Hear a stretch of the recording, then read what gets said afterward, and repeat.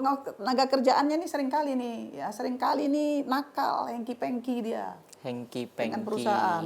Sehingga harusnya hanya 10% jadi 20%, 30%. Kementerian Tenaga Kerja itu jangan duduk di belakang meja doang. Turun dong. Kalau ada demo turun ke perusahaan itu, ajak ngomong dua belah pihak, tanyakan persoalannya apa. Ya kalau cuma duduk di belakang meja doang ya nggak selesai semua persoalan di negeri ini.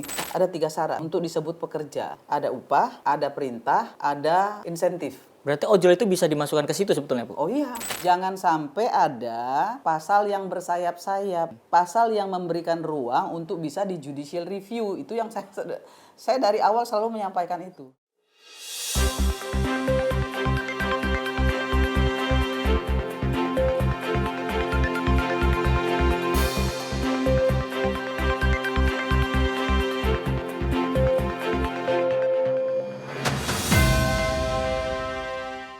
Pemirsa, pada 31 Oktober 2024, Mahkamah Konstitusi mengabulkan sejumlah permohonan uji material sebagian dari Undang-Undang Nomor 6 Tahun 2023 tentang Cipta Kerja.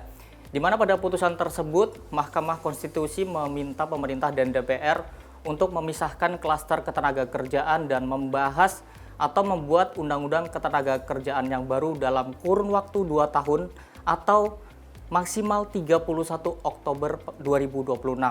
Tapi bukan hanya dari waktu nih pemirsa yang menarik, tapi poin-poin krusial yang perlu diubah apa saja nih dari Undang-Undang Ketenagakerjaan yang baru.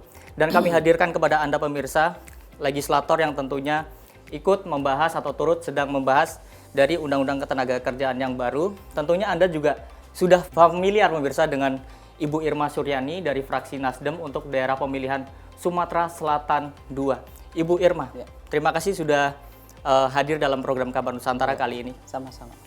Manggilnya Ibu atau Uni nih ya? Kalau trennya kan biasanya Uni ya Bu ya? Baik, tapi ini kita langsung ke topik nih pemirsa. Terkait dengan Undang-Undang Ketenagakerjaan yang baru ini juga mungkin cukup banyak dinanti khususnya oleh kaum buruh Bu. Kenapa Undang-Undang ini harus dibuat Undang-Undang Ketenagakerjaan yang baru tapi tidak dilakukan revisi aja nih Bu dari undang-undang sebelumnya? Ya, baik. Yang pertama memang sebelumnya waktu itu saya sebagai bagian dari anggota Komisi 9 DPR RI, saat undang-undang ini masuk ke dalam omnibus, ya, itu kita sudah menyampaikan kepada pemerintah agar klaster tenaga kerjaan itu dikeluarkan dari sana. Tapi ya kemudian kita kalah suara. Akhirnya undang-undang itu masuk dan kemudian diundangkan. Undang-undang ini kan Undang-Undang Ketenagakerjaan tahun 2013 ya. Iya. Ini memang masih banyak sekali menurut saya pribadi, menurut kami di Komisi 9 masih banyak sekali pasal-pasal yang bersayap-sayap, yang longgar ya, sehingga bisa multitafsir. Nah, undang-undang yang multitafsir itu tentu tidak baik. Karena itu akan dimanfaatkan oleh siapapun untuk bisa mengaburkan persoalan dan kemudian tentu solusinya juga akan kabur kan seperti itu. Maka kemudian kami di Komisi 9 bersepakat setelah undang-undang ini dikeluarkan oleh MK dan kita bahas di Komisi 9, saat ini posisinya kita sudah membuat naskah akademiknya. Nah, naskah akademik ini dibuat bersama-sama dengan dari masukan-masukan ya stakeholder dari ketenagakerjaan, baik dari akademisi, kemudian dari aktivis, serikat pekerja, dan banyak sekali yang memberikan masukan untuk bisa memperkaya naskah undang-undang yang sedang kami kami buat. Posisinya hari ini di situ. Jadi itulah alasan juga kenapa dibuat regulasi yang baru terkait dengan ketenagakerjaan ya Bu. Tapi yang menjadi pertanyaan juga apa aja Bu nih poin-poin krusial yang perlu diubah dalam nantinya Undang-Undang Ketenagakerjaan yang baru nih Bu? Ya, yang pertama tentu mengingat apa yang disampaikan Presiden Pak Prabowo Subianto dalam May Day ketika itu yang menyampaikan bahwa ini kan semua keresahan ini keresahan semua pekerja, bukan cuman sekedar kami tapi seluruh pekerja punya keresahan terkait dengan outsourcing, aturan yang tetapkan di dalam omnibus itu memperlonggar Perusahaan? bukan memperlonggar aturan-aturan yang kemudian dianggap sama teman-teman buruh dan kami itu justru malah menguntungkan pengusaha, bukan menguntungkan pekerja. Nah, tapi pemerintah juga sebenarnya punya reasoning, ya. Alasannya pemerintah waktu itu agar investor asing mau masuk ke Indonesia sehingga lapangan pekerjaan kita terbuka. Ya, dengan adanya berbagai regulasi yang bisa dibilang investor dikasih karpet merah deh gitu ya. Masuk dulu kemudian kita atur gitu. Kita atur regulasinya dan tentu pemerintah sebetulnya juga tidak mau menyusahkan pekerja seperti itu. Tapi inginnya agar lapangan pekerjaan di Indonesia yang sangat sempit ya itu bisa tercipta gitu dan masyarakat Indonesia bisa bekerja. Kan itu persoalan kita ya dari dulu sampai sekarang itu merupakan persoalan klasik. Ya, penciptaan lapangan kerja, Bu ya. Penciptaan lapangan kerja itu luar biasa sulit. Ya.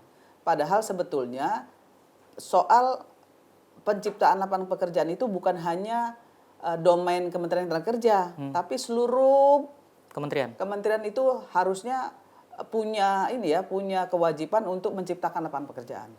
Nah, maka kemudian harusnya Kementerian Tenaga Kerja itu berkoordinasi dengan seluruh kementerian, gitu, ya, sehingga ketika ada lapangan pekerjaan di satu kementerian, gitu, Kementerian Tenaga Kerja langsung bisa menginformasikan ke publik, oh di sini ada proyek yang akan dikerjakan, ya kan, misalnya multi years, gitu. Nah ini lama, ini butuh tenaga kerja yang banyak dan masyarakat Indonesia, anak-anak Indonesia bisa nih kerja di sini, gitu.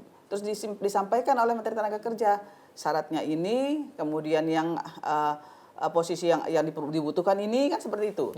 Nah ini yang tidak dilakukan. Dan undang-undang kerjasama ini tidak dilakukan. Semuanya memiliki ego sektoral masing-masing. Itu yang menjadi masalah. Nah kalau saja Menteri Tenaga Kerja berkomunikasi secara efektif kepada seluruh kementerian terkait dengan proyek-proyek apa saja yang sedang dikerjakan oleh kementerian-kementerian itu dan kemudian Menteri Tenaga Kerja mendapatkan informasi posisi apa saja yang dibutuhkan sehingga Menteri Tenaga Kerja bisa menginformasikan kepada publik ya melalui Kementerian Tenaga Kerja Go ID itu. Nah, itu yang harusnya dilakukan. Nah, itu yang kemudian juga kami akan masukkan ke dalam undang-undang yang baru akan kami bikin bahas ini Bu ya. Yaitu terkait dengan outsourcing. Berarti tadi statement Bu Irma juga gayung bersambut Bu terkait dengan ada beberapa pekerja atau buruh kita sebut Bu ya terkait stigmanya bahwa Undang-Undang Cipta Kerja yang sebelumnya tersebut khususnya di klaster ketenaga kerjaan terlalu berpihak kepada fleksibilitas investasi dan bahkan mengurangi perlindungan pekerja itu sendiri. Berarti itu valid Bu ya kalau dari Ibu serap aspirasi itu. Iya, tapi itu pun sebetulnya pemerintah punya reasoning sih. Ya, reasoningnya yang tadi itu Bu ya. Gitu ya, punya reasoning tapi memang segala sesuatu tuh punya harga. Mau memasukkan investor banyak ke dalam negeri, permintaan investornya seperti ini, kalau mau kita masuk, nah tapi kemudian pasti harus mengurangi apa yang harusnya menjadi kewajiban investor kepada pekerja gitu kan. Jadi ada take and give sebenarnya. Nah itu yang sebetulnya. Tapi kalau sebetulnya kalau itu dikoordinasikan gitu ya oleh pemerintah dengan baik ke pekerja, saya kira sebetulnya nggak terlalu besar juga dampaknya gitu. Tetapi kan masalahnya pemerintah Menteri Tenaga Kerjanya ini nggak berkoordinasi. Menurut saya kurang kinerjanya kurang greget gitu. Bolongnya di situ. Tadi juga Bu Irma bilang ada ego sektoral juga. Nah, Bu Irma, kalau menurut pandangan Bu Irma nih selaku legislator di Komisi 9 yang membidangi ketenaga kerjaan, idealnya outsourcing itu seperti apa? Atau nanti di Undang-Undang Ketenaga Kerjaan yang baru apakah akan ada di pengaturan lebih detail lagi atau seperti apa nih Bu Irma? Jadi begini, di seluruh dunia outsource itu ada. Satu. Yang kedua, apalagi di Indonesia, di negara berkembang seperti Indonesia ya. Seperti di UMKM itu nggak mungkin kan kalau nggak outsource gitu. di perusahaan-perusahaan yang tersebar di seluruh Indonesia juga nggak ada yang outsource. Ya. Kalau semuanya menjadi karyawan tetap, memang mampu perusahaannya untuk menggaji. Kan nggak mampu juga gitu. Maka kemudian idealnya pekerjaan-pekerjaan inti itu tidak boleh di outsource. Pekerjaan inti itu seperti Ya. apa Bu Irma? Ya kalau misalnya di tempat saya aja dulu saya kerja di Pelindo ya. Oke. Nah Pelindo itu kan perusahaan bongkar muat peti kemas. Mm-mm. Nah operator CC ya kontainer crane itu nggak boleh di outsource. Karena itu intinya. Karena itu pekerjaan inti. Oke. Ya. Kemudian operator tenggo itu juga nggak boleh di outsource. Ya. Kemudian pekerja-pekerja di di control towernya juga nggak boleh di outsource. Karena itu pekerjaan intinya di situ. Nah, kalau yang lain-lain seperti tracking ya, kemudian ada yang mengemudikan top loader gitu ya, itu kan penunjang. Ya. Nah, itu baru boleh di outsource. Oke. Nah, kalau sekarang mohon maaf di Pelindo itu container crane ya, operator container crane itu outsource, itu nggak boleh, sama sekali nggak boleh. Padahal itu inti Karena itu pekerjaan inti dan resikonya luar biasa besar. Oke, jadi itu udah mendapatkan gambaran nih sekiranya berarti nanti Undang-Undang Ketenagakerjaan yang baru arahnya ada pengaturan lebih lanjut terkait dengan outsourcing tersebut. Betul. Selain outsourcing Bu, ada juga saya dapat info bahwa nantinya juga PKWT, jenis PKWT, pekerja dengan perjanjian waktu tertentu, itu apakah nantinya akan ada di pengaturan ulang Bu? Sama, semua PKWT dengan PKWTT.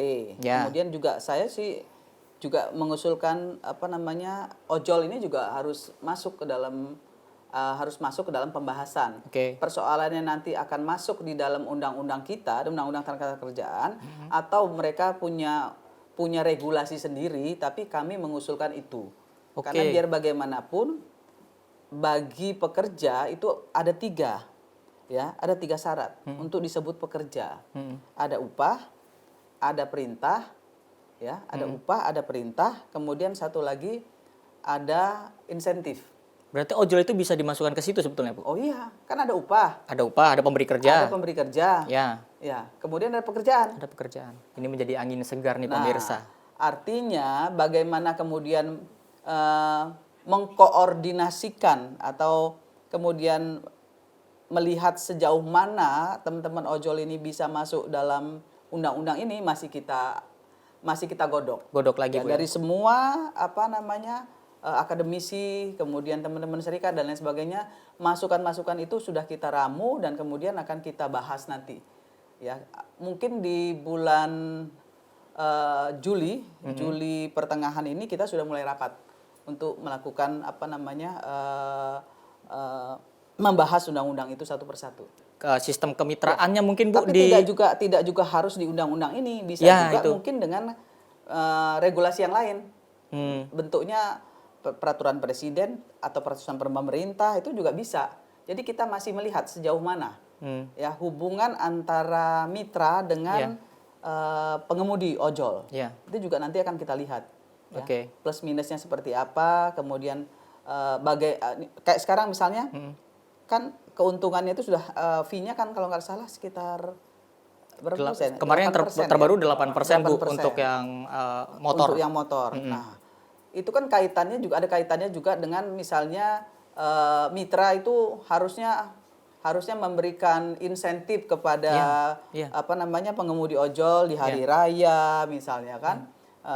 Kemudian bagaimana perlindungan sosialnya misalnya seperti itu. Sebenarnya kalau itu dari awal diatur dalam kerjasama antara ojol dengan mitranya, saya kira nggak ada masalah. Tapi ini masalahnya kan perjanjiannya ini gelap, ya gelap. Artinya gelap itu tidak ada perjanjian yang bisa dipertanggungjawabkan di mata hukum, itu masalahnya. Ya, karena memang banyak ojol yang mengeluhkan mereka merasa mitra nih, oke statusnya mitra, tapi kok ditarget, kok kalau mencapai ini kok ada punishment-nya atau ada dampak yang mereka ambil. Nanti juga akan kita lihat. Sistem kemitraan itu yang tentu bisa dilihat oleh Komisi 9 DPR RI. Tentunya pemirsa kita akan melanjutkan pembahasan yang menarik sekali ini pemirsa terkait dengan wajah ketenagakerjaan baru ke depannya Indonesia ini akan seperti apa. Tentunya tetaplah bersama Kabar Nusantara.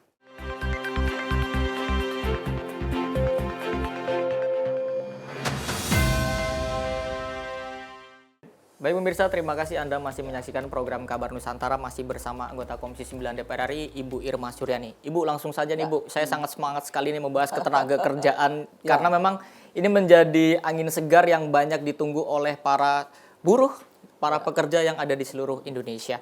Bu, terkait dengan upah, Bu.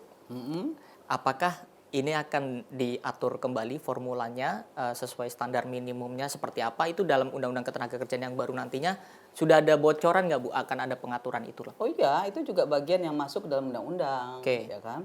Ada banyak persoalan sebenarnya di Indonesia. Contoh ya, di kita ini kan banyak sekali pekerja-pekerja UMKM, online ya dan sebagainya. Itu juga nggak bisa kita masukkan, kita kategorikan masuk dalam UMR misalnya. Mereka kan nggak dibayar seperti UMR gitu ya. Jadi harus ada formula yang akan kita sampaikan terkait itu. Oke. Nah, kemudian terkait dengan UMR. UMR ini kan nggak sama di seluruh Indonesia. Ya, tergantung living cost di semua wilayah. Ya, living cost Jakarta Beda-beda Bu ya. Ya, dengan Jogja beda. Gitu ya. Jogja kita makan nasi masih ada loh yang 5.000 10.000 ya. juga ada, 7.000 masih ada ya. 10.000, 5.000 ada. 5.000 ada. 5.000 juga ada. Nah, itu juga akan kita atur.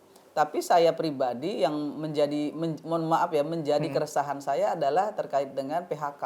PHK di tengah-tengah di penghujung tahun sebulan sebelum Lebaran.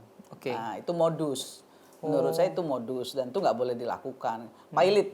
Supaya tidak bayar THR Bu ya. Jadi perusahaan menyatakan dirinya pilot sehingga mereka tidak dikenakan untuk kewajiban THR. yang harusnya dibayar seperti THR, misalnya Natal dan lain sebagainya. Itu kan modus pengusaha-pengusaha nakal kita. Nah, itu nggak boleh terjadi. Oke. Jadi nanti pilot itu akan kita atur, nggak boleh mereka lakukan sebulan sebelum Lebaran, sebulan sebelum Natalan, seperti itu nggak boleh. Oh, jadi karena itu modus, saya tahu persis ya, jangan kurang ajar ini perusahaan-perusahaan ya. Ini udah jelas-jelas itu mencelakai kawan-kawan, mencederai dan mencelakai kawan-kawan pekerja lah, itu nggak boleh dan itu akan kita atur pasti. Nah, terkait dengan upah ini kan seperti yang saya bilang tadi. Nggak bisa sama di satu daerah dengan daerah lain. Tapi disparitasnya juga nggak boleh terlalu jauh. Kenapa? Karena harga tempe di Jakarta dengan harga tempe di Lampung misalnya itu juga sama. Nggak jauh beda gitu ya. Banyak yang sama gitu, tapi banyak juga yang beda. Seperti misalnya di Jogja contohnya kan makanan-makanan ya. Solo ya. Tapi kan disparitasnya nggak boleh terlalu jauh juga. Jadi itu juga nanti akan kita atur sedemikian rupa sehingga tidak ada ketimpangan antara satu wilayah dengan wilayah lainnya gitu. Jadi kalau sekarang kan, wah Jawa Tengah itu UMR lebih rendah dari Jakarta. Wah itu namanya perusahaan berduyun-duyun ke sana. Itu juga nggak boleh dong. Perusahaan juga harus punya rasa nasionalisme ya, harus punya keberpihakan juga. Ini perusahaan ini nakal ya. Kadang-kadang mereka meletakkan salary atau gaji karyawan itu sebagai beban. Harusnya bukan dong. Harusnya itu biaya operasional. Ya, kalau perusahaan meletakkan posisi gaji tunjangan itu sebagai biaya operasional, nggak berat harusnya. Harusnya nggak berat. Ya. Kemudian THR ya. Kemudian misalnya THR Natal dan Lebaran harusnya juga nggak berat. Kalau setiap bulan perusahaan itu sudah menyisihkan. Sudah dianggarkan Bu ya. Sudah dianggarkan oleh mereka. Maka nggak akan ada yang menjadi persoalan seharusnya kan. Ini karena banyaknya mikir gini, kan masih jauh THR-nya bulannya, udahlah pakai dulu. Nah kalau pakai dulu tetap harus punya saving gitu. Backup. Ya sejauh-jauhnya waktunya masih Lebarannya masih jauh, Natalannya masih jauh, ya tetap harus ada saving biar nggak kelabakan ketika misalnya Lebaran tiba, Natal tiba kan. Itu yang selalu terjadi di kita. Gitu. Nah, itu yang menjadi masalah di Indonesia. Seharusnya itu memang saya sangat setuju sekali Bu. Seharusnya kayak misalkan gaji ataupun THR ataupun insentif tambahan lainnya untuk para pekerja ini seharusnya sudah dianggarkan. Di saat dia merekrut berarti otomatis dia udah siap. Anda tahu nggak? Yang saya marah hari ini yang namanya pekerja Sritek belum terima pesangon. Belum Bu, sampai sekarang? Belum. Nah, padahal dari awal saya sudah bilang, yang namanya Sritek itu kalau nggak salah punya 8 kalau nggak salah ya perusahaan. Jual dong 1 asetnya. Bayar tuh semuanya kewajiban mereka terhadap pekerja. Ya, jangan menggantungkan kepada kepailitan. Ya. Gimana ceritanya mereka punya aset 9 miliar, ngutang ke bank 29 miliar. Nah, kan itu juga harus diinvestigasi sebetulnya. Iya. Yang begini-begini, sampai hari ini saya tuh diteleponin terus sama teman-teman, sama pekerja Sritek. Bu Irma tolong, Bu Irma tolong. Ya, pesangon kami belum dibayar, Bu Irma turun. Aduh, kalian tahulah. Iya. Ya, itu mengganggu saya gitu, mengganggu hati saya. Karena ya saya nggak sanggup membantu mereka, tapi mereka berharap besar ke saya. Itu kan menjadikan persoalan bagi saya pribadi. Ya, menjadi beban moral. Karena saya wakil rakyat, saya bertanggung jawab loh terhadap aspirasi yang harus saya sampaikan kepada mereka. Mungkin ada yang bisa disampaikan Bu kepada para pekerja Sritek khusus untuk ini Bu? Ya, saya minta teman-teman Sritek, kami di Komisi 9 ya tetap berusaha, tetap akan berkomunikasi dengan pemerintah ya, dengan Kementerian Tenaga Kerja untuk bisa menyelesaikan kasus ini, karena sampai hari ini pesangon masih belum diterima oleh kawan-kawan Sritek. Sabar, mudah-mudahan Tuhan Yang Maha Kuasa memberikan kita rezeki ya, dalam waktu dekat insya Allah mungkin pekerja Sritek bisa mendapatkan pesangonnya. Dan tentunya ini juga menjadi harapan kita semua ya pemirsa, bahwa nantinya pekerja Sritek itu bisa mendapatkan apa yang menjadi haknya seperti yang disampaikan oleh Ibu Irma. Dan karena Ibu Irma juga sudah berstatement terkait dengan pesangon Bu, saya juga mendapatkan info atau sudah mempelajari terkait dengan pesangon ini juga nantinya akan diatur dalam Undang-Undang Ketenagakerjaan baru. Sudah ada aturannya saja, Sritek masih begini Bu. Apalagi kalau misalkan tidak diatur lebih detail lagi. Nah, Bu Irma berpandangan terkait dengan pesangon ini nantinya seperti apa Bu? Kita akan atur. Ya, kita akan atur nanti. Kita akan atur dan sesuaikan sesuai dengan konvensi ILO ya. Kemudian kita sesuaikan dengan masukan-masukan akademisi ya, dengan serikat pekerja. Semuanya kan kita akan jadikan satu, kita ramu, kemudian kita ambil keputusan. Ya. Yang pasti saya pasti akan ngotot ya untuk masalah kepailitan itu tidak boleh dilakukan 1 bulan sebelum hari raya. Itu pasti saya tolak. Ya. Dan harus ada kejelasan terkait dengan kepailitan ini. Ya, supaya pekerja tidak dirugikan, negara juga nggak rugi. Ya. Dan juga terkait dengan kondisi, mungkin ada tisu saya satu hal nih ya, yang satu saya mau ngomong juga nih, satu hal.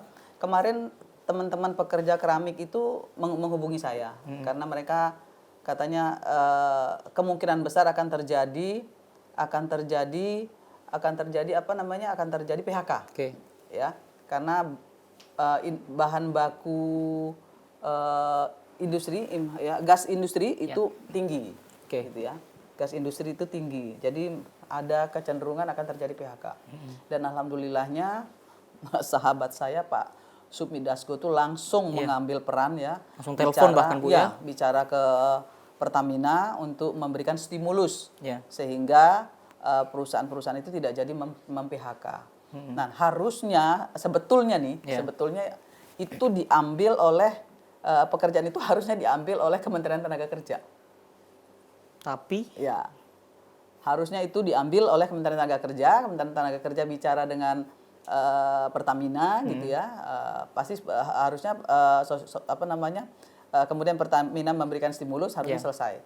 Nah, ini harus wakil ketua DPR nih ya, yang harus menyelesaikan gitu. Jadi jangan dikira DPR itu nggak kerja, DPR itu kerja. Pemerintah tidak masyarakat harus tahu bahwa tidak semua anggota DPR itu jelek ya, tidak semua anggota DPR itu tidak kerja, banyak yang kerja gitu ya. Jadi itu juga yang harus saya sampaikan kepada pemirsa di seluruh Indonesia, bahwa kami bekerja. Cuman ada banyak memang yang tidak bisa langsung diselesaikan seperti membalikkan telapak tangan. Ya, karena memang di DPR itu kan juga sistemnya kolektif kolegial ya, dan DPR nggak punya alat ketok loh. Ya. Misalnya begini, misalnya mitra kerja kita, misalnya mitra kerja kita Kementerian A gitu ya, tidak melaksanakan apa yang sudah disepakati dalam RDP misalnya. DPR nggak bisa memaksa mereka untuk melaksanakan karena nggak punya alat ketok. Oh, nggak bisa Bu ya? Nggak bisa, karena kami itu hanya memberikan rekomendasi. Oh, dorongan, rekomendasi, kesepakatan. Kalaupun misalnya kita bilang ya udah nanti anggaran tahun depan kita nggak akan naikin. Mereka nggak masalah karena dia bisa pakai anggaran tahun sebelumnya. Oh. Nah ini yang menjadi problem sebetulnya, sehingga DPR itu nggak punya alat ketok, gitu loh ya, nggak punya senjata senjata gitu. untuk misalnya melakukan veto misalnya, nggak punya. Nah itu masyarakat juga harus tahu gitu ya. Jadi kami memperjuangkan, kemudian menginformasikan, memperjuangkan, mendorong, mensupport, memberikan rekomendasi kepada pemerintah sebagai mitra kerja. Tapi kalau nggak mereka kerjakan, nggak ada sanksi. Nah, ini jadi masalah gitu. Bagi kami di DPR itu masalah sekali. Dan tentunya kami percaya bahwa Bu Irma ini juga, pemirsa mungkin tahu juga bahwa seberapa vokalnya Bu Irma di ruang sidang untuk memperjuangkan dari aspirasi masyarakat. Dan alhamdulillah Bu Irma juga menurut saya nih Bu, menjadi salah satu anggota DPR yang bekerja. Dan tentunya dengan banyak kawan-kawan lainnya semuanya di Komisi 9. Bu Irma, kita berbicara, karena udah terlanjur masuk ke PHK Bu. Tadi kan ada ancaman yang sebesar 55.000 pekerja akan di PHK dan sebagainya. Apakah di Undang-Undang Ketenagakerjaan yang baru nantinya akan diperketat lagi, perusahaan itu tidak bisa semena-mena untuk mem-PHK karyawannya? Jadi sebetulnya PHK itu dilakukan oleh perusahaan juga bukan tanpa reasoning juga sebetulnya. Ini dua sisi Bu ya. Juga. Nah sebetulnya ada banyak persoalan yang bisa diselesaikan. Contoh kasusnya begini. Dulu ada perusahaan Korea ya yang karyawannya itu demo sudah 3 bulanan itu ya karena dia nggak dibayar sesuai UMR. Saat itu saya diminta untuk bisa memfasilitasi. Datanglah saya ke perusahaan tersebut. Saya dudukkan antara manajemen dengan pekerja.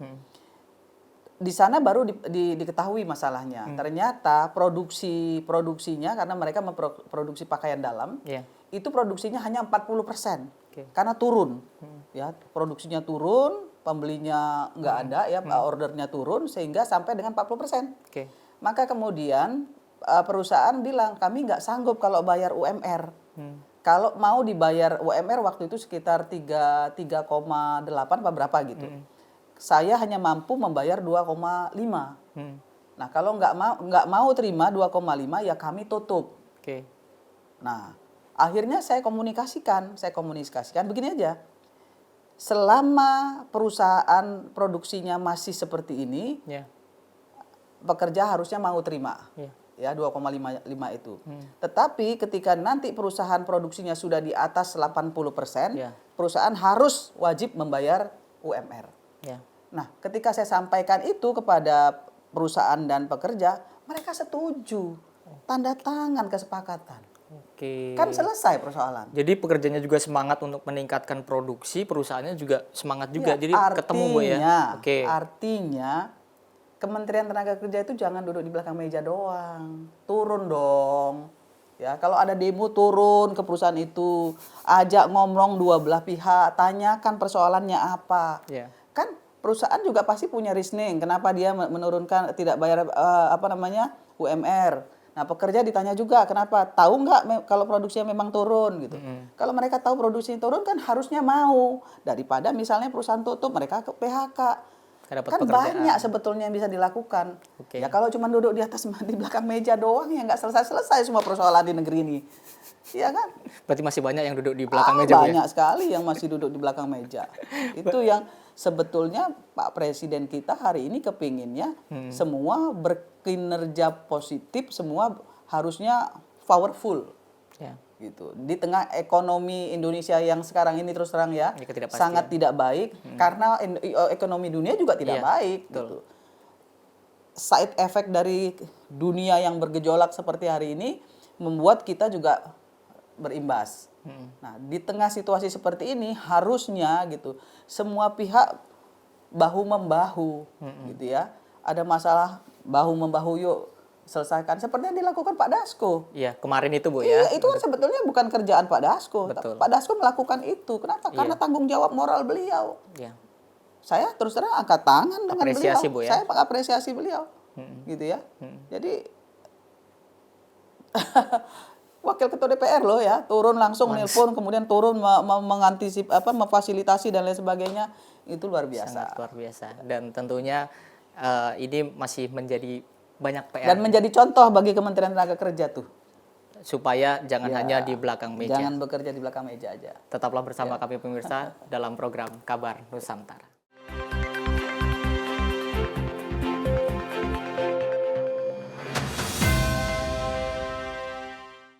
Pemirsa, kembali lagi dalam program Kabar Nusantara masih bersama Ibu Irma Suryani.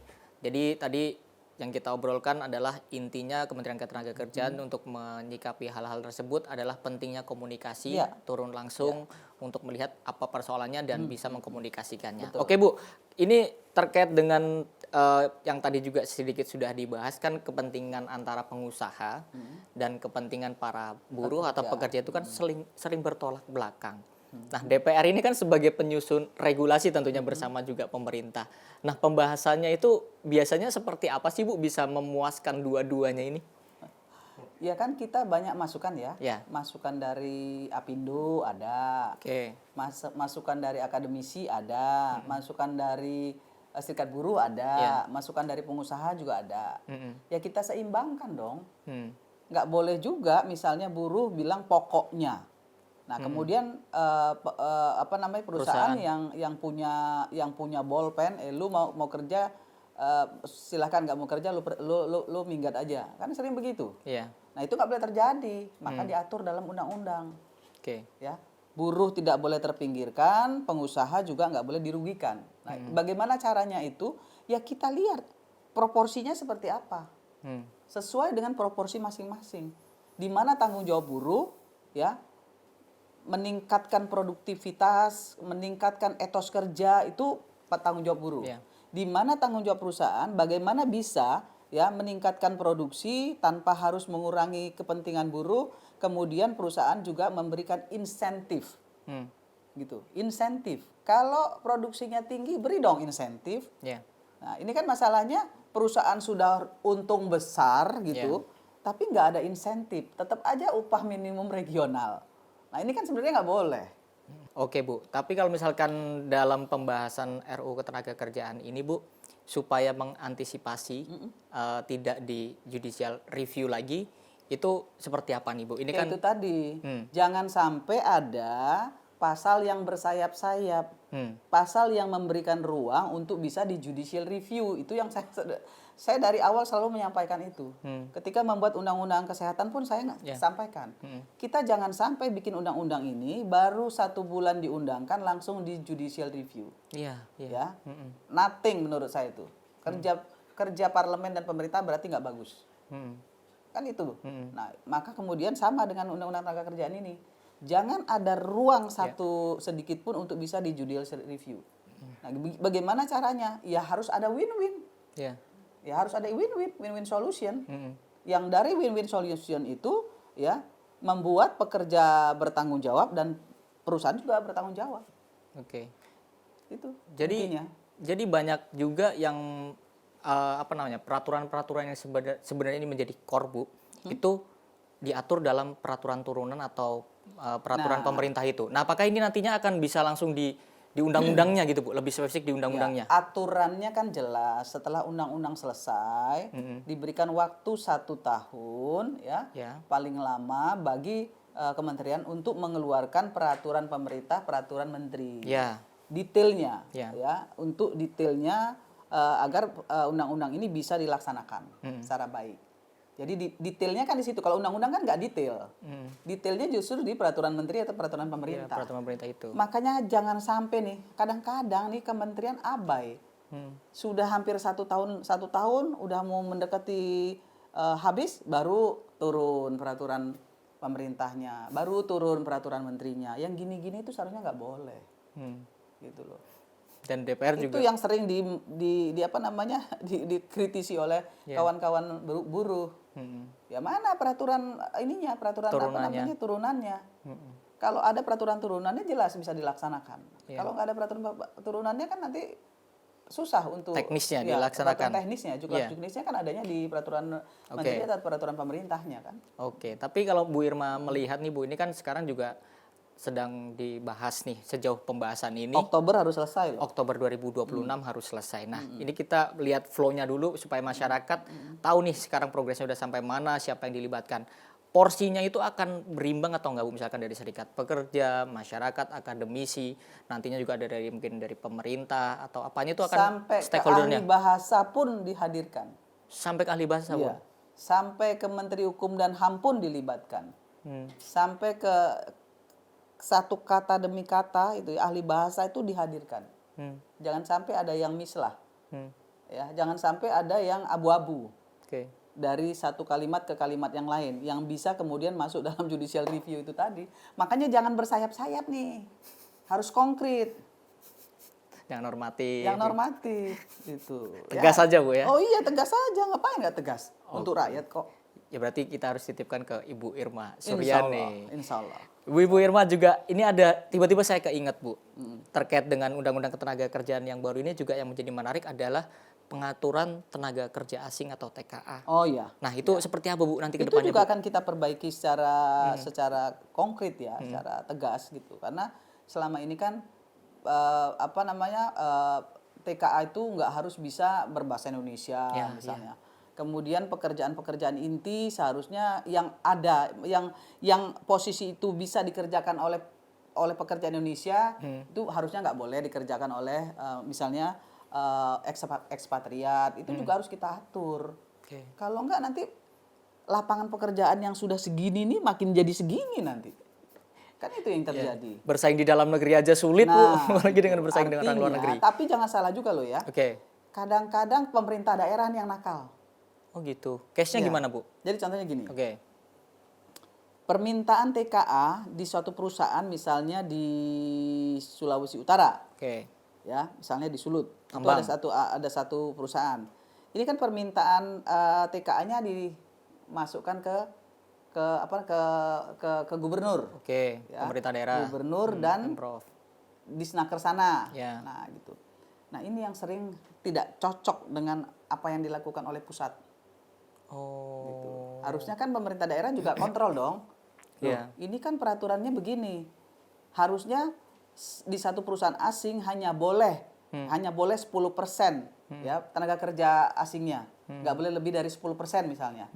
Loh, pemerintah daerahnya harus kontrol. Kok lebih dari 10% ini? Suruh pulangin dong. Nggak boleh ini begini.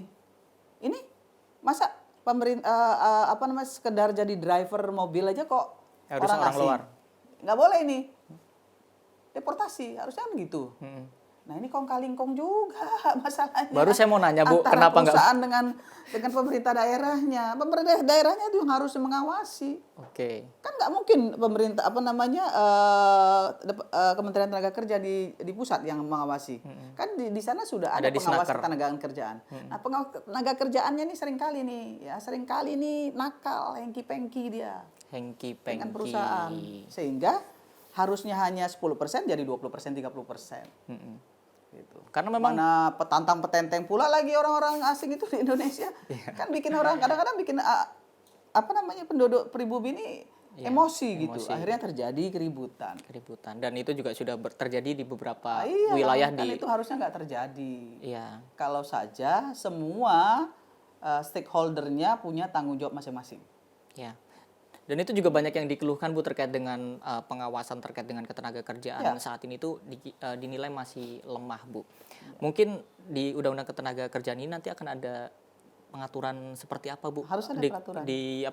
Pengawasan ini Bu? Ada peraturannya, kan kita awasi, akan kita atur. Akan diatur juga Bu ya? Bahwa tenaga kerja asing itu harus seperti apa, harus bagaimana, jumlahnya berapa, itu pasti akan kita atur. Harus jelas. Harus jelas. Dan pemerintah daerah juga seharusnya semangatnya sama dengan yang ada di pusat Bu. Iya, pemerintah daerah itu yang ngontrol tuh pemerintah daerah. Iya. Dan kawan-kawan DPRD di sana jangan cuman garuk-garuk kepala aja itu kerjanya. Ya, itu sidak-sidak tuh perusahaan-perusahaan di daerah tuh ya.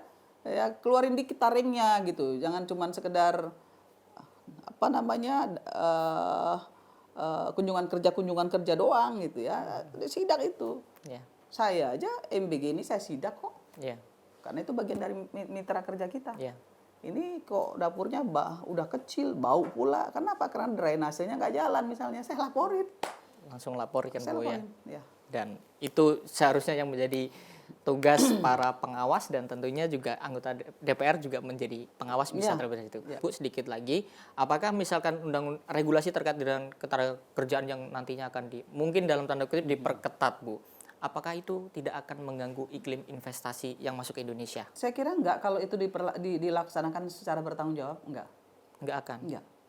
Jadi, yakin saya enggak. Yakin enggak ya yakin dari enggak. Ibu ya? Oke, dan kalau terkait dengan... Contohnya begini. Oke. Pekerja Indonesia yang bekerja di luar negeri, mereka patuh, taat dengan undang-undang di sana. Patuh dan taat loh. Iya. Nah, kenapa mereka masuk ke kita, mereka juga nggak patuh dan taat? Apa soalnya? Kok kita jadi yang kalah? Iya kan ada hengki-pengki itu tadi. Loh, kan ini sederhana lihatnya. Pekerja kita ke luar negeri, ya, patuh. Nggak usah pekerja kita deh. Saya berangkat ke luar negeri, mau nyebrang jalan, ada lampu merah, kita berdiam dulu. Kalau di Indonesia, udah nyelonong, ya. Sudah tahu melanggar ini nggak boleh, ini satu jalur, tetap aja nyelonong. Yang gini juga harus dibenerin gitu. Ya. Mulai dari atasan mulai dari bawahan sampai atasan, ini harus paradigma berpikirnya harus dirubah. Jadi dugaan hengki-pengki di dunia ketenaga kerjaan itu Bu Irma melihat masih banyak cepek dulu. Pinjam dulu cepek. Ya kan dulu, ya. Cepek dulu kata Pak Oga. Ya seperti itu hal-hal kecilnya. Jadi Bu, dari yang kecil aja sudah koruptif gitu ya. Cepek dulu gitu kan, itu udah koruptif, tidak akan koruptif loh. Iya, kan? Betul. Anak-anak kecil kita nih kadang-kadang juga udah begitu. Oke. Ya, suruh beli dulu dong ini ke warung sama mamahnya. Cepek dulu mah. Nah, itu kan bagian dari yang sudah terbentuk gitu ya. Nah, itu harus diperbaiki. Jadi secara kultur, mindset memang kita semuanya Bu ya, kita memang harus diperbaiki dari hal-hal kecil sekalipun. Terakhir Bu, Oktober 2026 menjadi kunci apakah DPR dan juga pemerintah bisa menyelesaikan undang-undang ini sesuai amanat dari putusan Mahkamah Konstitusi. Ibu Irma Suryani melihat ini terang Bu bisa selesai di bisa. 2026? Yakin bisa. Karena naskah akademiknya juga udah selesai. Kita tinggal mensinkronisasi sedikit gitu ya, dengan teman-teman yang menyiapkan naskah akademiknya gitu. Nanti baru kita lakukan pembahasan pasal demi pasal. Saya kira itu bukan hal yang sulit ya. Sepanjang ada tanggung jawab moral dari kami yang menjadi anggota anggota yang masuk dalam tim pembahasan. Panja. Ya. Okay. Saya kira nggak ada masalah. Kami aja menyelesaikan undang kesehatan juga bisa secara nggak terlalu lama gitu ya. Oke. Tapi sejauh ini aman Bu ya, nggak ada kendala dalam pembahasan ya? Nggak, insya Allah aman. Oke. Dan tentunya apa yang Ibu bisa harapkan dari Undang-Undang Ketenagakerjaan yang baru? Karena ini belum berbicara terkait dengan pasal per pasal, Pak pemirsa. Karena memang saat ini masih dalam pembahasan, masih dalam penggodokan. Nah, nantinya mungkin bisa kita undang lagi Bu Irma di saat undang-undang itu sudah jadi. Nah, kira-kira harapan Ibu apa dari Undang-Undang Ketenagakerjaan nantinya? Undang-undang ini ketika diundangkan yang pertama tidak masuk judicial review, itu yang pertama. Yang kedua, untuk pasal-pasal bersayap ini nggak boleh ada ya, sehingga nggak ada yang main-main lah gitu ya dengan pasal per pasal dari undang-undang ini. Sehingga undang-undang ini benar-benar firm ya dikeluarkan dan kemudian diundangkan. Bermaslahat bagi pekerja, juga bermaslahat bagi pengusaha, juga bagi pemerintah. Karena kalau undang-undang ini menjadi satu undang-undang yang memang berkualitas gitu ya, bertanggung jawab, dapat bertanggungjawabkan, saya kira nggak akan ada lagi persoalan-persoalan misalnya setiap saat ada demo misalnya begitu kan. Nah, kalau ini undang-undang ini firm dan bisa dilaksanakan dengan baik, saya kira pengusaha atau investor pasti akan bisa masuk. Sama-sama pekerja juga terlindungi, investasi juga tetap akan aman. Asalkan tidak ada hengki-pengki seperti yang Ibu Irma tadi bilang. Bu Irma, terima kasih sama-sama atas kesediaan melonggarkan waktunya untuk hadir dalam Kabar Nusantara. Seperti yang dapat Anda lihat pemirsa bahwa Bu Irma saat ini juga kakinya sedang kurang sehat, kurang fit, tapi bersedia hadir untuk berdiskusi terkait dengan ketenagakerjaan.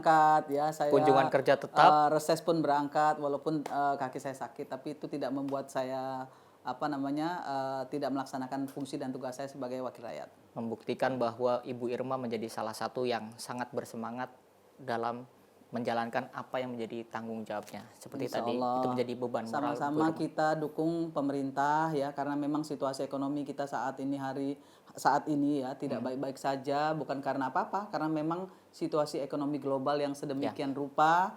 Maka kita juga doakan ya pemerintah kita mampu menyelesaikan dan kemudian mensejahterakan rakyat.